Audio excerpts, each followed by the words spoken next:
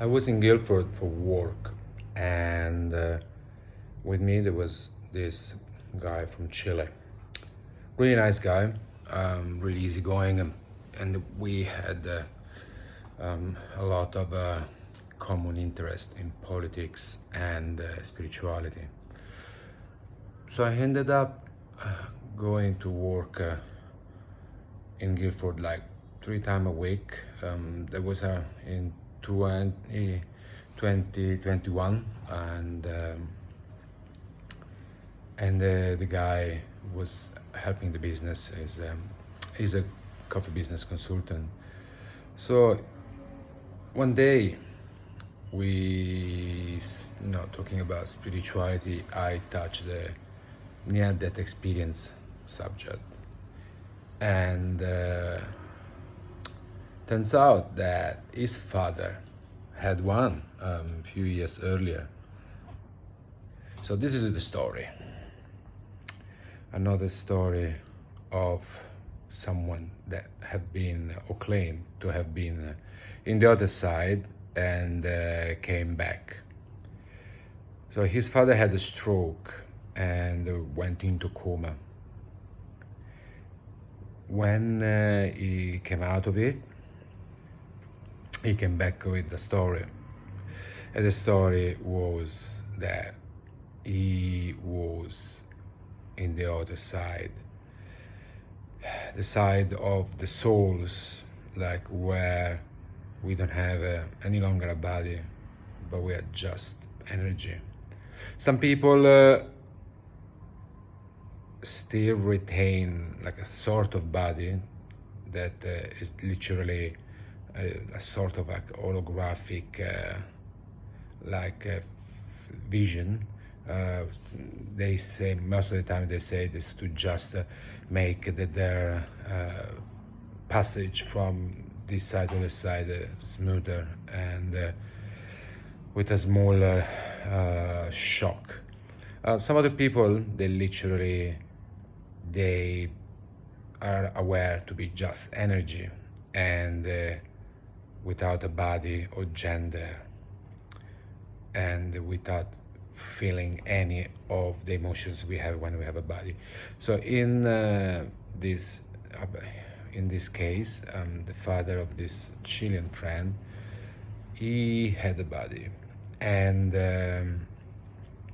but he says to be way less, and very common for people that had a near-death experience. He was in peace. He was happy. He did not want to coming back. So he tells me that the father he wanted to stay, and he had no pain. He felt calm and peaceful, but he came back out of his control. And this is something again very common amongst people that had the near-death experiences. So seems like that everyone experience differently the surroundings. Some meet some people, some doesn't meet anyone. Someone goes through a tunnel and light, someone doesn't. What is very common, I would say, based on my personal survey from like people I spoke to, interview, or people that told me that knew someone that had it, and then these like countless stories I read.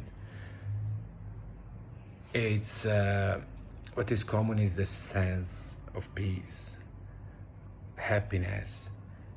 This is a strong feeling to be at home, and like the not wanting to coming back. So for my friend's dad, that was the feelings. There was this sense of infinite love and peace, and like this understanding that he was still alive, like literally retaining his consciousness. In this case, you retain some sort of body that is not, because you don't have anymore the function that you would have when you have a body in this side. So that's why I say there's some sort of a holographic body, because you perceive to have it, but it's not. And what is very common, like, and the same, and this is the case for my friend's dad. He didn't want to come back. He wanted to stay there, but he had no choice. So in this case, no one told him that he had to come back. He just found himself back into his body. Many people says that as much they would like to stay and as much they try all they can to stay, it's been told it's not your time. You have lessons to learn. You have a mission to accomplish, and then you can come back, and they are sent back against their will. So it's become more and more common people that is coming out and telling their story of the afterlives. I guess that things now are more mature, people are more receptive, and they won't like burn you alive for heresy or arrest you for claiming things that that people would not believe or feel afraid of. So because we live in a time where we are more open, more receptive, I think like spiritually, obviously we are not mature. We can, you can tell from all the shit that's going on in this world, but we are more mature than before, so we are more ready to accept those stories. So, and knowing that obviously we are not going to be arrested or killed or so on, even if it's few countries around the world, they still arrest you for that, probably even kill you, but majority, they won't do anything. So people are more now, they are not afraid. And that's why we hear so more stories. Obviously, internet is helping to spread all those informations, because when before you had to be lucky to meet someone or to read the book, now those information is available to everyone. That's why more and more people that had it and maybe never spoke to anyone, they know now that there are others that had the similar experiences.